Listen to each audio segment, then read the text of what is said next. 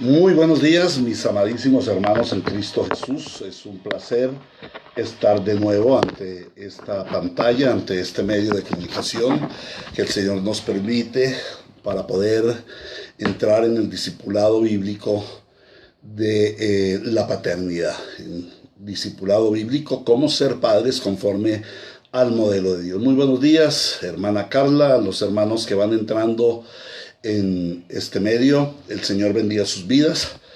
Esta mañana vamos a tomarnos un cafecito con el Señor. Vamos a disfrutar de su palabra, vamos a disfrutar de su bendición. Entonces les ruego el favor de que comencemos con oración. Amado Dios y Padre nuestro, tú estás en los cielos, estás lleno de gloria y de majestad y nos has dado una paternidad. Como Padre, nos has bendecido en tu paternidad, Señor. Y te damos las gracias porque en tu amor y tu bondad has venido a nosotros a enseñarnos la santa palabra de Dios que nos dirige a la vida eterna, que nos enseña a ser hijos de Dios amados. En el nombre del Señor Jesucristo te pedimos que hoy vengas a nuestra vida y nos llenes de tu Espíritu Santo, de tu palabra, de tu poder y nos dirijas por el camino de la palabra, por el camino que nos marca la luz del Evangelio. Damos gracias, Señor, por cada hermano, cada hermana que nos está viendo desde sus hogares en este tiempo de cuarentena.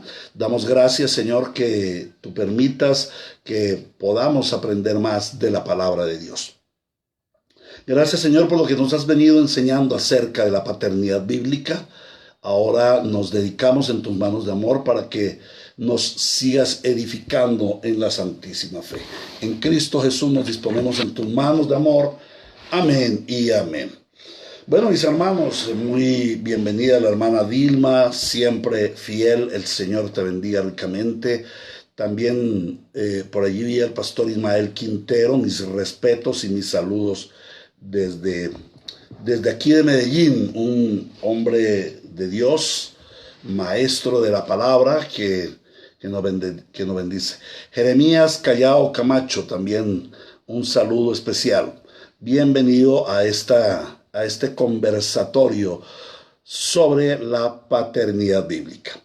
El modelo bíblico para ser padres. Y vamos a comenzar con el modelo fundamental que hemos tomado en la palabra de Dios, el capítulo 6 y versículo 4 de Efesios. Yo creo que ya muchos lo debemos haber aprendido. Y vosotros, padres, no provoquéis a ira a vuestros hijos, sino criadlos en la disciplina y amonestación del Señor. Esa es la versión Reina y Valera. Yo acostumbro a añadir lo que dice la versión internacional. Y vosotros, padres, no exasperéis a vuestros hijos, sino criadlos en la disciplina y en reverencia al Señor. Un saludo muy especial para Jorge Alex Londoño, el hermano Alex de la iglesia en Fortaleza de la Verdad, con nuestro amado pastor Alonso. A la hermana Milena, muy buenos días, el Señor bendiga su vida. Qué bueno verle por estos medios. Entonces, hermanos, continuamos con nuestro oficio, nuestra serie de estudios acerca de la paternidad bíblica. Hermana Petrona Guamán, en el barrio San Diego de Medellín, de la iglesia Ríos de Agua Viva, Comunidad Quichua. Un saludo para el hermano Pedro Beltrán en Soledad Atlántico. Un saludo y un abrazo muy especial a mi consiervo amado. Esta cuarentena nos ha forzado a tener una relación paternal de 24 horas con nuestros hijos, 24 horas al día metidos con nuestros hijos. Esto es algo realmente en nuestra época, es algo novedoso, es algo que no nos esperábamos pero es un tiempo que el Señor nos ha dado muy especial. En el día de ayer hablaba con unos jóvenes muy preciosos, con siervos en el Evangelio del Ministerio de la Alabanza de la Iglesia Quichua, y ellos me decían que lo que han tenido, que uno de los aspectos que ha tenido esta cuarentena es que ellos han podido como fortalecer sus relaciones con sus familias. Entonces es como un efecto de lo que nos ha traído esta cuarentena. Pedrito, aquí tomándonos un tintico, espero que tú estés allá también disfrutando de un buen tinto al estilo de la Iglesia Ríos de Gracia. Entonces, en esta relación paternal de 24 horas diarias, nosotros podemos ser confrontados o hemos podido ser confrontados como padres, viendo los errores que hemos cometido como padres, las faltas, las equivocaciones, los pecados que hemos tenido como padres. Y hemos podido conocer un poco mejor a nuestros hijos. Y al ver a nuestros hijos vemos los resultados de nuestro oficio paternal en ellos.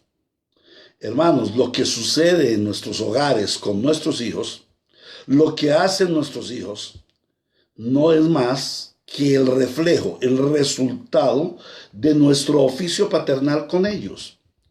Si nosotros tenemos hijos amorosos, piadosos, obedientes, juiciosos, estudiosos o por lo menos diligentes en las actividades, perseverantes, pues es el resultado de nuestro oficio paternal, de la inversión que nosotros hemos hecho en nuestros hijos.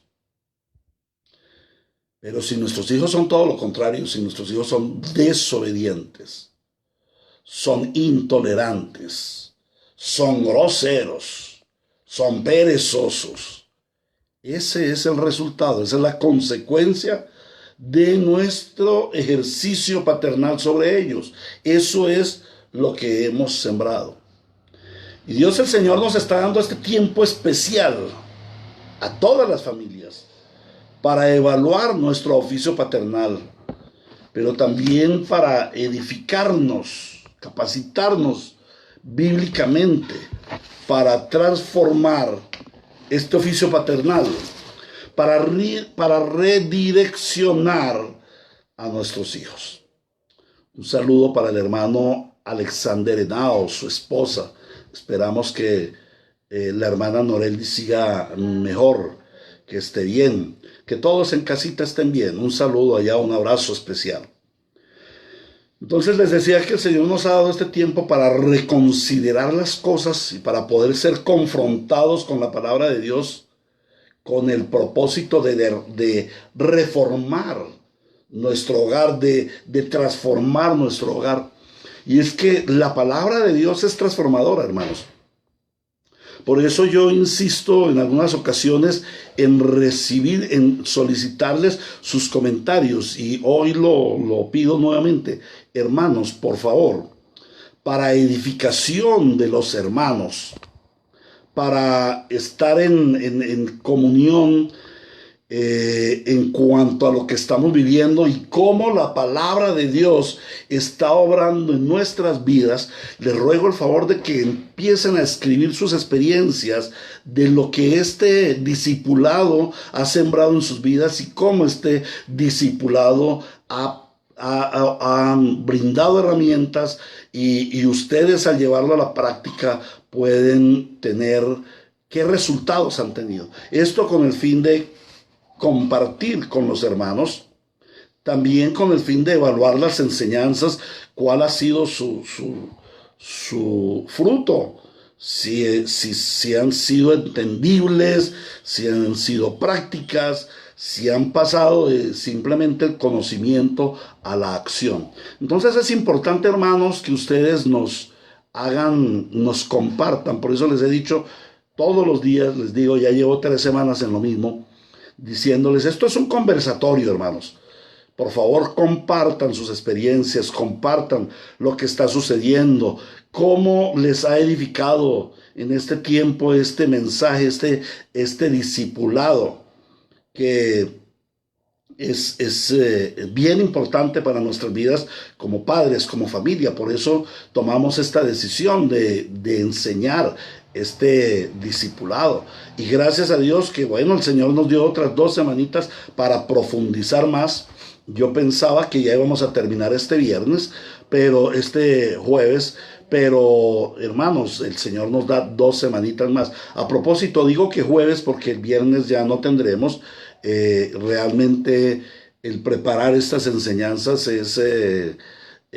tiene sus bemoles, requiere de tiempo, de investigación. Yo no estoy sacando esto de un libro, estoy sacando esto de un estudio generalizado de diferentes fuentes. Dentro de otras fuentes debo citar la teología para la familia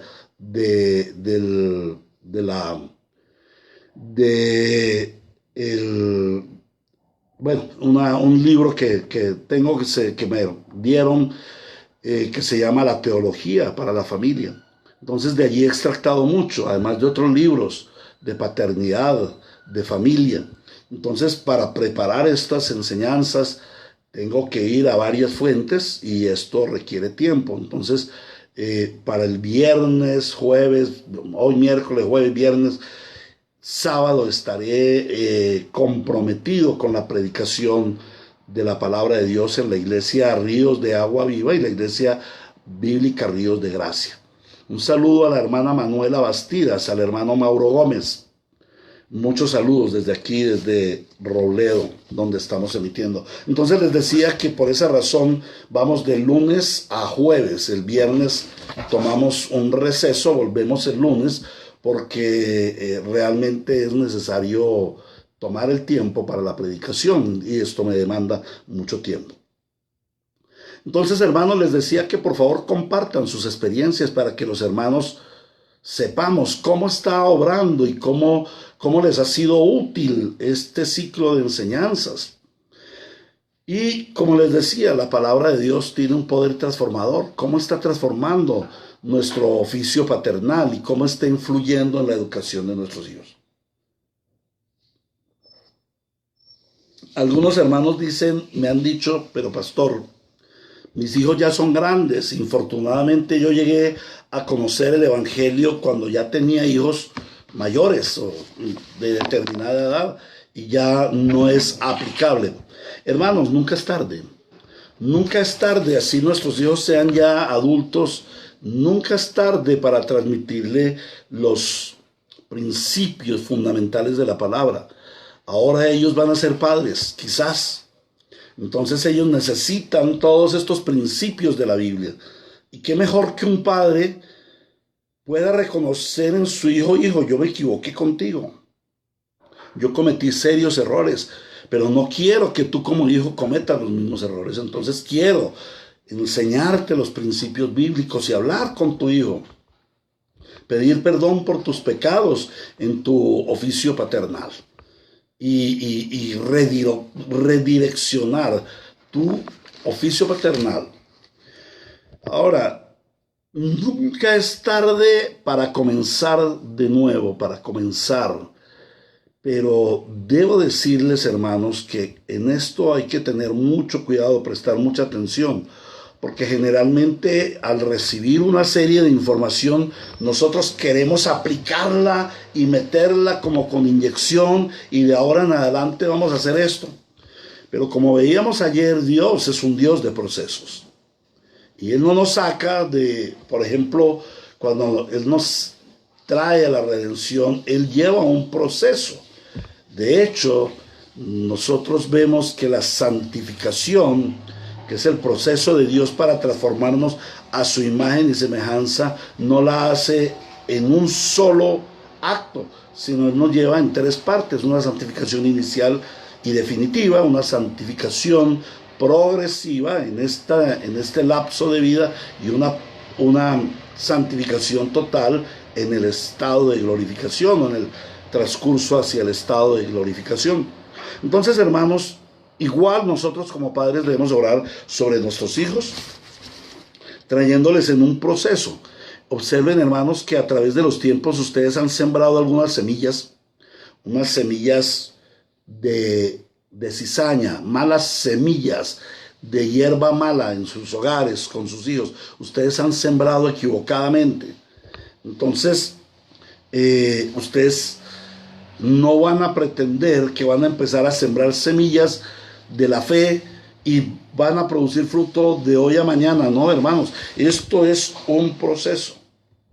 Y yo les pregunto, hermanos, ¿qué semillas has sembrado en tus hijos? Generalmente nosotros sembramos las semillas de provisión en cuanto a su alimentación, a su sustento. Y también hemos sembrado semillas de diversión, de recreación. ¿Sí? Pero hermanos, ¿qué semillas fundamentales para la vida les hemos sembrado? Algunos dirán la educación, pero ¿es la educación una semilla para el futuro de nuestros hijos? Realmente si es una semilla muy precaria, porque conocemos a muchas personas con educación, pero que realmente son un desastre. No podemos decir que Pablo Escobar era un iletrado, o que los guerrilleros del ELN o de las FARC eran unos brutos sin educación, gentes que tuvieron la mayor educación. No podemos decir que Karl Marx o Lenin o estos hombres del comunismo, asesinos como Mao Zedong, asesinos de millones de gentes, fueron gentes iletradas. No, eran gentes que tenían mucho conocimiento, pero gente que infortunadamente usó ese conocimiento para el mal. ¿Qué semillas hemos formado nuestros hijos? ¿Qué semillas en formación de carácter? ¿Qué semillas en ejemplo? ¿Qué semillas en la fe en Cristo? ¿Qué semillas hemos sembrado? Este discipulado tiene por objetivo proveerles a ustedes, hermanos, o proveernos, porque yo también me tengo que incluir ahí, nuevas semillas que puedas sembrar en tus hijos, nuevas semillas que produzcan un fruto nuevo. Pero estas semillas, para que estas semillas produzcan fruto, debes primero limpiar el terreno, quitar toda maleza y esperar a que todas esas semillas que tú sembraste durante mucho tiempo finalmente vayan saliendo. Nunca dejarán de salir, hermanos. Yo me di como parte de un hobby sembrar unas planticas en la terraza de la casa. Y cuando yo voy a ver las planticas y las riego, a veces me salen unas hierbitas que yo no sé de dónde salieron, pero ahí están. Y empiezan a salir y ellas crecen más rápido, curiosamente crecen más rápido que la planta que he sembrado para producción. Después, como no soy muy conocedor, reconozco que son mala hierba y tengo que arrancarlas para que la mala hierba no se le coma la nutrición a las plantas que he sembrado. Así tenemos que hacer en el terreno de nuestros hijos, en la era de nuestros hijos. Quitar esas semillas malas que hemos sembrado durante muchos años, durante toda la vida de nuestros hijos, arrancarlas y sembrar buenas semillas. Pero vamos a ver que a través del tiempo, nuevas malas hierbas van a salir. Bueno, hermanos, entonces entremos en materia. En esta sección del discipulado hemos venido trabajando en el modelo bíblico paternal de Dios. Dios es nuestro modelo bíblico. Entonces, el padre ejemplar que debemos seguir, lo hemos venido estudiando ya 3 semanas, mucha repetición, es el ejemplo a seguir en nuestro Padre. Y nuestro Padre obra nuestro Padre nos da ejemplo en su naturaleza y en su acción. Ya vimos por 2 semanas su naturaleza, ahora entramos en su acción paternal, y en esta sección hemos visto la acción paternal en 2 aspectos. En primer lugar, vimos la acción paternal en el establecimiento de sus hijos. Dios, en la primera acción que vemos del Padre hacia sus hijos, es que Él los establece. ¿Y cómo los establece? En primer lugar, los establece propiciándoles un ambiente óptimo, un ambiente en donde ellos se puedan desarrollar correctamente, un ambiente que es lleno de luz, está en orden y produce vida. Y luego vimos que también el Padre ubica a sus hijos en un lugar óptimo, que es el Edén. Y ese Edén tiene 3 características: la presencia de Dios, la dignidad humana y la provisión de Dios. Y ayer vimos que la acción paternal de Dios es relacional, es comunicacional y es pactual. En la enseñanza de hoy contemplaremos la acción paternal de Dios, de dar un destino, de dar un propósito, de dar una visión y de dar un destino a sus hijos. Quiero comenzar por decirles, hermanos, que Dios no creó por crear. Yo no tengo nada que hacer, vamos a crear y vamos a hacer al hombre, a ver qué sucede. De igual manera, Dios no creó porque Él estaba solito y necesitaba. Hermanos, Dios no necesita de nada ni de nadie. Dios es aceidad, subsistente en sí mismo, de tal manera que Él no creó por necesidad, tampoco creó porque no tenía nada que hacer, sin propósito. No, Dios, cuando Dios creó la tierra y creó al ser humano, lo creó con un propósito. Dios no tiene hijos por tener hijos. Dios no crea a Adán para crear a alguien porque sí y no más. Dios no crea a Adán para ponerlo a vivir en el mundo. De igual manera en la salvación. La gran mayoría de cristianos piensan que Dios los salvó para ser salvados, que Dios envió a su Hijo Jesucristo para salvar a los hombres. Pero ahí hay una gran equivocación. La salvación es solamente una parte del proceso. La finalidad de todo el proceso es otra. Dios tiene otro propósito. El propósito de Dios no es salvar por salvar. Dios tiene un propósito en la creación y Dios tiene un propósito en la redención. Ahora, muchos creyentes o engañados creyentes creen que les han enseñado la verdadera fe y resulta que han sido engañados. Muchos creyentes piensan que Dios les salvó para librarles del infierno, para librarles de la mala vida y darles una buena vida. Dios los salvó para darles una buena vida: casa, carro, beca, comodidades, sin problemas y todo esto. Este es el falso evangelio que se está predicando hoy en día. Ese es el evangelio de la falsa prosperidad. No existe tal cosa, que Dios salvó al hombre para que fuera feliz, que Dios salvó al hombre para que viviera una vida chévere. No, hermanos, Dios no salvó al hombre para cambiarlo de vida. Dios salvó al hombre para transformarlo de naturaleza. Pero esa transformación de la naturaleza tiene un propósito. Dios tiene hijos desde la creación y en su redención, y Él le da redención a sus hijos porque Él tiene un plan perfecto en el cual involucra a sus hijos. Dios crea y Dios salva porque Dios tiene un plan perfecto en el cual involucra a sus hijos. Y la pregunta es, tú como padre, tú como cristiano, ¿conoces el plan de Dios? ¿Sabes cuál es el plan de Dios? ¿En qué se centra el plan de Dios? ¿Para qué creó Dios?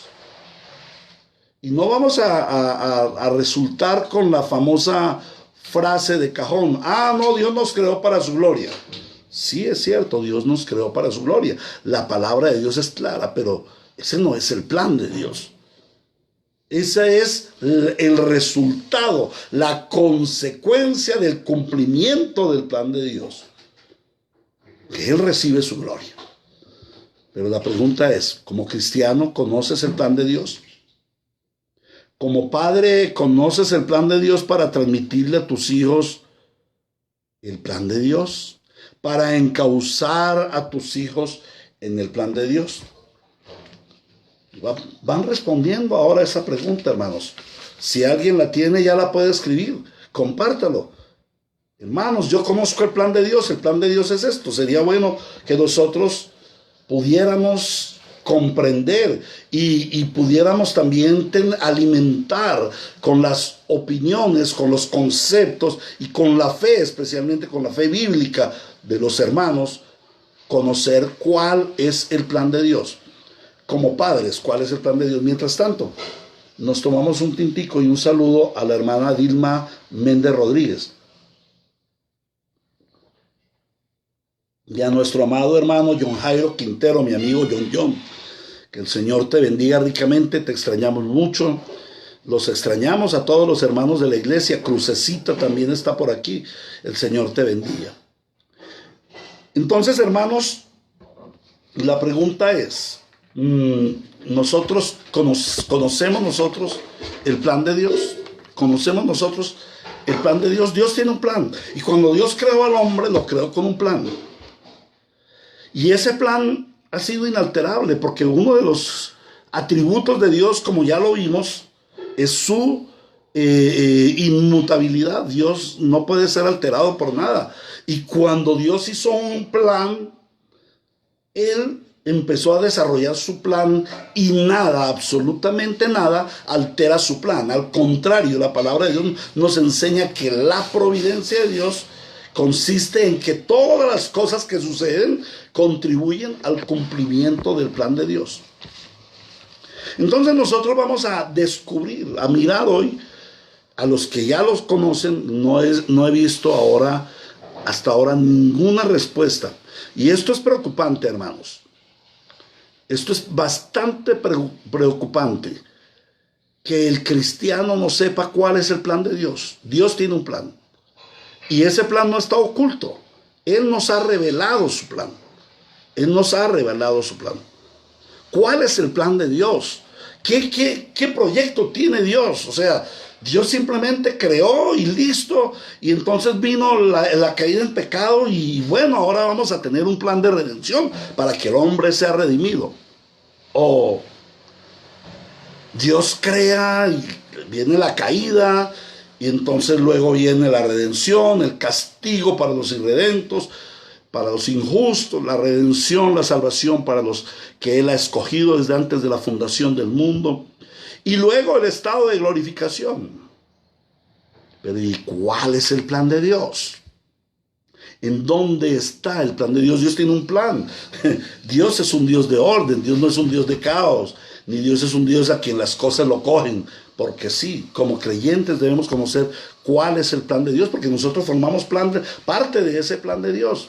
Ahora, si como padres creyentes no conocemos el plan de Dios, el propósito de Dios, para haber creado, para crear al hombre, para crear la familia, para redimir al hombre que cae en pecado, si no lo conocemos, ¿cómo vamos a conducir a nuestros hijos? Es un terrible problema para las familias, para los padres, para el papá y la mamá, no saber cuál es el plan de Dios para conducir a nuestros hijos en el plan de Dios. Entonces vamos a conocer el plan de Dios esta mañana. Hasta el momento no hemos visto ningún hermano que escriba, por favor. Es muy sencillo. Vamos a leerlo en Génesis capítulo 1, versículos 26 y 27. Dice así la palabra del Señor, en el nombre del Padre, del Hijo y del Espíritu Santo. Entonces dijo Dios: hagamos al hombre a nuestra imagen, conforme a nuestra semejanza. y señoree en los peces del mar, en las aves de los cielos, en las bestias, en toda la tierra y en todo animal que se arrastra sobre la tierra. Y creó Dios al hombre a su imagen, a imagen de Dios lo creó, varón y hembra los creó. Entonces, Dios crea al hombre allí en el Génesis capítulo 1, está el término bará, que significa crear, diseñar, hacer un boceto de lo que Él va a hacer, de la creación que Él está dando. Entonces, el Señor le da un propósito a aquel hombre creado. Y dice, para que señoree. Y creó Dios al hombre a su imagen y semejanza. Hagamos al hombre a nuestra imagen, conforme a nuestra semejanza. ¿Para qué? Para que Él señoree en los peces del mar, en las aves de los cielos, en las bestias en toda la tierra. Este es el propósito. Este es el plan de Dios. Un plan de gobierno, un plan de Estado. Gobierno que señoree. Versículo 28. Y los bendijo Dios y les dijo, fructificad, multiplicaos, llenad la tierra y sojuzgadla. ¿Qué significa esa palabra sojuzgar? La palabra sojuzgar significa establecer la justicia de Dios sobre la tierra. Y les dice, y señoread nuevamente. Aquí está el Señor diciendo, señoread, ejercer gobierno. Aquí es un asunto de gobierno. Y señoread en los peces del mar, en las aves de los cielos y en todas las bestias que se mueven sobre la tierra. Cuando Dios creó al hombre, le dio un plan, le dio un propósito. Señorear, establecer el reino. Y la respuesta a la pregunta que formulé, ¿saben ustedes cuál es el plan de Dios? Bueno, hermanos, el plan de Dios es su reino. El plan es su reino. Que que Dios establezca su reino y llama al hombre para que sea su cogobernante, para que sea un virrey sobre la tierra creada. Y le dota con lo necesario para cumplir ese proyecto. Ahora, en Génesis capítulo 2, versículo 15 al 17, el Señor le imparte esta visión a su hombre creado, a su hijo Adán. Y le dice, tomó pues Jehová Dios al hombre y lo puso en el huerto del Edén para que lo labrase y para que lo guardase. Y mandó Jehová Dios al hombre diciendo, de todo árbol del huerto podrás comer, mas del árbol de la ciencia del bien y del mal no comerás, porque el día que de él comieres ciertamente morirás. Entonces aquí nosotros vemos cómo el Señor le muestra a nuestro padre Adán el proyecto que él tiene. Señorea, gobierna. ¿Cómo vas a señorear? ¿Cómo vas a gobernar? Labrando, o sea, trabajando el huerto y guardándolo, protegiéndolo. Y eso es lo que hace un gobernante, eso es lo que hace un rey. Labrar, trabajar su reino, prosperar su reino y guardarlo, protegerlo, cercarlo. Por eso vemos que los reinos construyen muros. Las ciudades construyen muros. Jerusalén tenía sus muros. Las naciones tienen muros. ¿Para qué son esos muros? Para proteger. Hoy en día, con esta pandemia, con esta cuarentena, ¿qué están haciendo los gobiernos? Poniendo muros. Le pusieron muros a los aires de las naciones. ¿Para qué? Para que los aviones no vuelen y se protejan las naciones de que el virus entre del extranjero, de otras naciones. Colombia tiene los aeropuertos cerrados a nivel internacional. Entonces, una de las labores de los gobernantes, de los reyes, es poner muros que protejan el reino. Hacer producir el reino, darle productividad al reino, prosperar el reino, pero también proteger el reino. Le da esas dos funciones, le imparte esa visión. Y le dice, hijo, le dice, mira, aquí te pongo en el huerto del Edén, lábralo y cuídalo. Trabájalo, prospéralo y cuídalo. Y entonces Dios le da una orden, le da una ley. Le da una ley. A veces no nos damos cuenta de esos pequeños detalles. El Señor le da una orden. ¿Qué es una orden? Una ley. Esa es la primera ley de la palabra de Dios para el ser humano. Y es muy importante. Es muy importante porque allí están contenidas lo que después en los 10 mandamientos vamos a conocer. Entonces el Señor le dice, y le mandó Jehová Dios al hombre. Le da una orden. ¿En qué está haciendo Dios al impartirle esa orden? Mostrando su autoridad como rey de la creación. Y le dice, de todo árbol del huerto podrás comer. De todo árbol del huerto, come de todo árbol. Te doy la provisión para que tú desarrolles tu función. Para que tú cumplas la visión que yo te he dado. Tienes todo en tus manos. De todos los árboles del huerto tendrás para comer. Pero del árbol de la ciencia del bien y del mal no comerás, porque el día que de él comieres ciertamente morirás. No vamos a enfatizar en lo que significa el comer del árbol del fruto del bien y del mal. El Señor simplemente le dice que no coma del árbol del fruto del bien y del mal. ¿Por qué? Porque el comer del árbol del fruto del bien y del mal va a producir una separación. Si de él comes, ciertamente morirás. Ahora, debemos mirar, esta es la implicación negativa. Si tú comes del árbol del bien y del mal, te mueres. Pero hay una implicación positiva allí. Quizás te la has preguntado. Y si no comieres del árbol del fruto del bien y del mal, ¿qué va a pasar? Vas a vivir. Vas a vivir. Y aquí es donde está el pacto. Aquí es donde está el pacto del Señor. El Señor llama a pacto a Adán. Y le dice, camina conmigo. Yo voy a caminar contigo. Vamos a caminar juntos. Tú vas a cuidar el Edén. Yo voy a estar contigo. Pero de este árbol no vas a comer. ¿Por qué? Porque el día que tú violes mi mandamiento, ya no podrás andar conmigo. Ya nos separaremos. Ya no andaremos juntos. ¡Wow! Tremenda esta forma como Dios le da una delegación a Adán. Cuida mi huerto.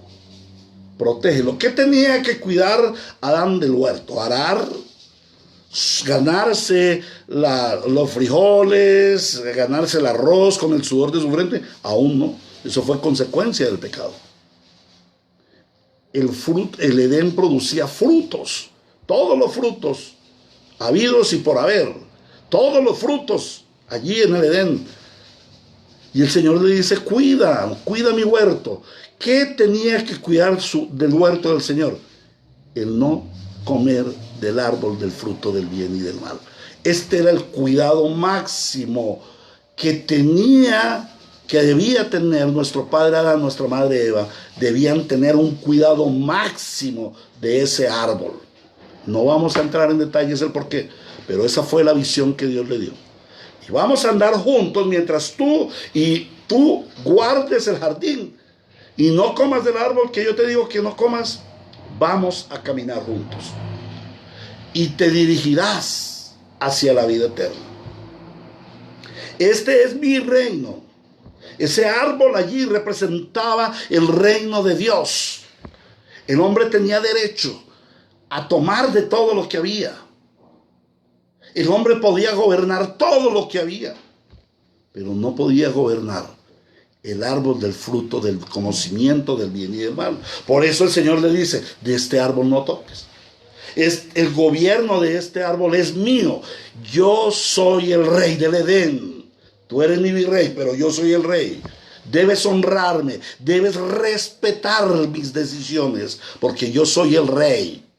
Y como rey determino que no vas a tocar este árbol. Y esa es la ley que el Señor le da. Honra al Señor tu Dios. ¿Cómo? No comiendo del árbol. No robarás. ¿Cómo? No comiendo del árbol, porque ese árbol no le pertenece. De todos los árboles puede comer, menos de ese árbol. El día que él coma, pecará. Y ese pecado le llevará a la separación de Dios. O sea, ya se saldrá del ámbito del reino de Dios. El asunto de la visión de Dios es el reino de Dios. El proyecto de Dios es su reino. El reino eterno, el reino santo, el reino justo, el reino de amor. ¿Y cuál es el propósito? ¿Cuál es el propósito de Dios? ¿Cuál es el plan de Dios? ¿Cuál es el proyecto de Dios? Su reino. Dios está formando un reino. ¿Y para qué es ese reino? Para su gloria. Para que Él sea supremamente exaltado. Les invito a Jeremías capítulo 24, versículo 7. El libro del profeta Jeremías, capítulo 24, en el versículo 7.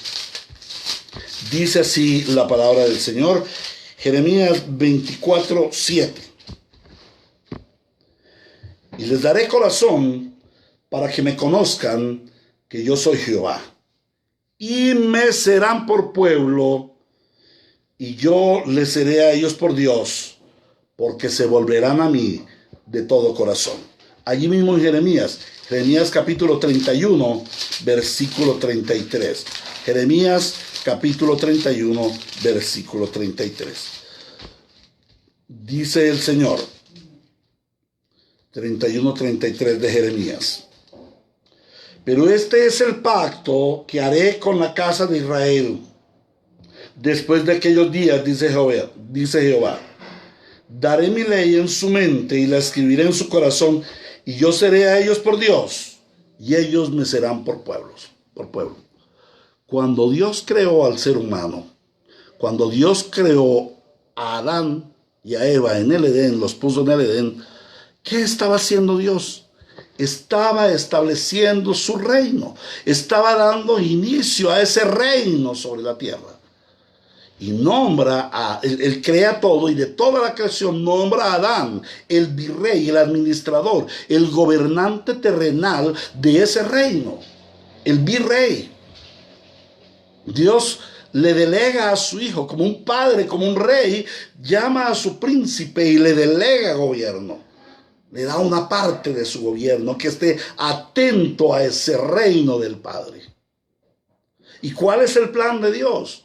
Formar un reino en el cual Él sea Dios y nosotros su pueblo, sus hijos, en el cual Él reine en lo absoluto y nosotros seamos gobernados en lo absoluto.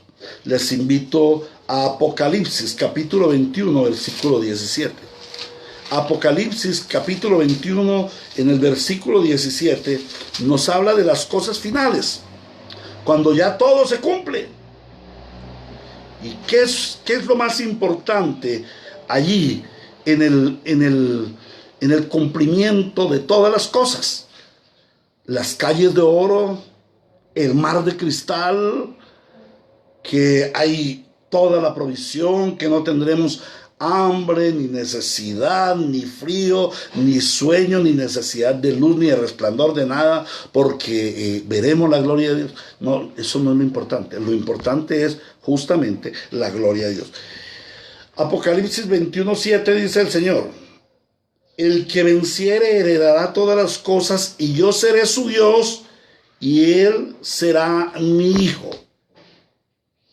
El plan de Dios es que al final de todo, cuando todos sus redimidos seamos reunidos, todos estemos delante de Él como nuestro Dios y nosotros como sus hijos. Ese plan ha sido inalterado a través de todas las edades. Ni el pecado pudo cambiar ese pecado. ¿Qué fue lo que hizo el pecado? Simplemente darle al hombre el conocimiento de que él sin Dios no es nada. El pecado lo que hizo fue quitar del hombre la visión de Dios de su reino para someterlo al reino del maligno. Eso fue lo que hizo el pecado. Entonces Dios visiona, Dios proyecta y diseña su reino. Y dentro de su reino proyecta un pueblo que viva, un pueblo que sea su reino. Segunda a los Corintios capítulo 6, versículo 16. Segunda carta a los Corintios capítulo 6, versículo 16. El Señor dice: ¿y qué acuerdo hay entre el templo de Dios y los ídolos? Porque vosotros sois el templo del Dios viviente. Como dijo Dios: habitaré y andaré entre ellos y seré su Dios y ellos serán mi pueblo. Desde el principio Dios ha tenido ese proyecto, ese propósito. Ese es el proyecto de Dios. Formar un reino en el cual tiene un pueblo, sus hijos, en donde Él sea Dios y nosotros seamos como pueblo. Ahora Dios diseña ese pueblo y le da las características para que seamos súbditos de su pueblo. Dios dota a su pueblo, le da una naturaleza, le da un lugar, lo bendice, le da leyes, le da gobierno. Dios hace un plan perfecto para el cumplimiento de su propósito. Ese plan perfecto está revelado en la Sagrada Escritura. Por eso la palabra de Dios es conocida como la historia del reino de Dios. La centralidad de la Sagrada Escritura no es nuestra salvación, hermanos. Para muchos, no, ¿cuál es el tema principal de la Sagrada Escritura? La salvación de los hombres, no. El tema principal de la Sagrada Escritura es el Rey y su reino. O sea, Jesucristo y el reino de Dios. Esa es la historia de la Biblia. La Biblia nos relata no la historia del hombre. La Biblia nos relata la historia del reino de Dios. Cómo Dios desde antes planea su reino. Cómo Dios crea para establecer su reino. Y cómo Dios trabaja en su reino a través de todas las edades para que al final sea glorificado en la perfección de su reino. Dios hace un plan perfecto y cumple su propósito. Dios establece un programa para el desarrollo de su proyecto, desarrollo de su reino, lo que nosotros conocemos como el decreto de Dios. Y Dios ejecuta ese programa. Entonces, ¿cuál es el plan de Dios? El plan de Dios es su reino. ¿Un reino para qué?